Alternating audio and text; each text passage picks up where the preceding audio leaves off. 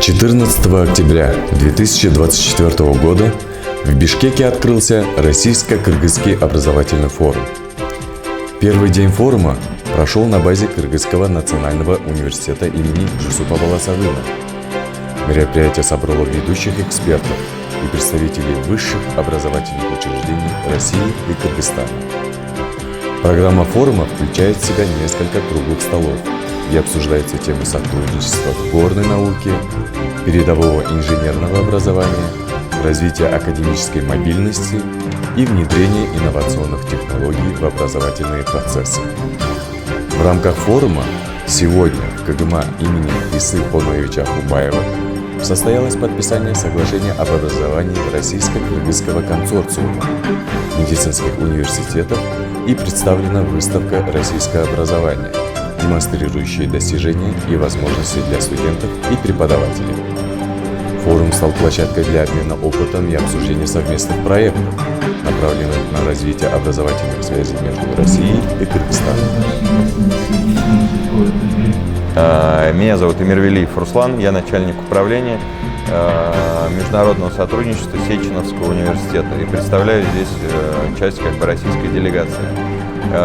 Сегодня состоялся второй день Российско-Кыргызского образовательного форума, который был собран и создан по инициативе двух стран, а именно представителей разных направлений именно университетского блока.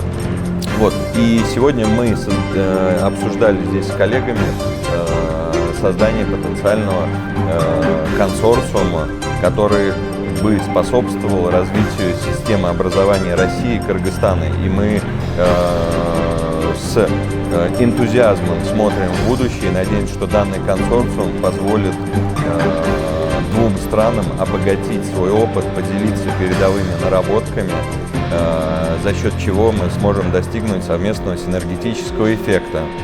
Приятное впечатление, русский язык, как будто я рожденный в СССР, как будто я вернулся в старые времена, когда мы жили все вместе, все улыбаются, прекрасная погода была.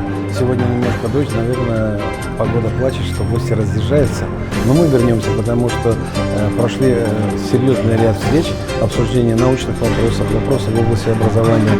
Самое главное, обсуждая вопросы, мы нашли точки соприкосновения в цифровом образовании, в сетевом, дистанционном подаче информации. Мы нашли точки соприкосновения в хирургических подходах некоторых, в генеалогии, в использовании, применении, переработке лекарственного сырья. Нашли новые тоже подходы, которые были в Омске, сегодня есть в медицинской академии Бишкека, тоже появились, в генеалогии и другие вещи. Но самое главное, мы организовали, сегодня подписали консорциум медицинские вузы Кыргызстана и России, и в котором прописано, что это первый шаг в сторону нашей возобновления крепких, дружественных, научных, образовательных связей между Россией и Кыргызстаном. И второе, конечно, это площадка для решения иных вопросов, связанных с образованием. Сегодня интернационализация образования широко шагает по всему миру, и сегодняшний пример тому, что мы этим же занимаемся.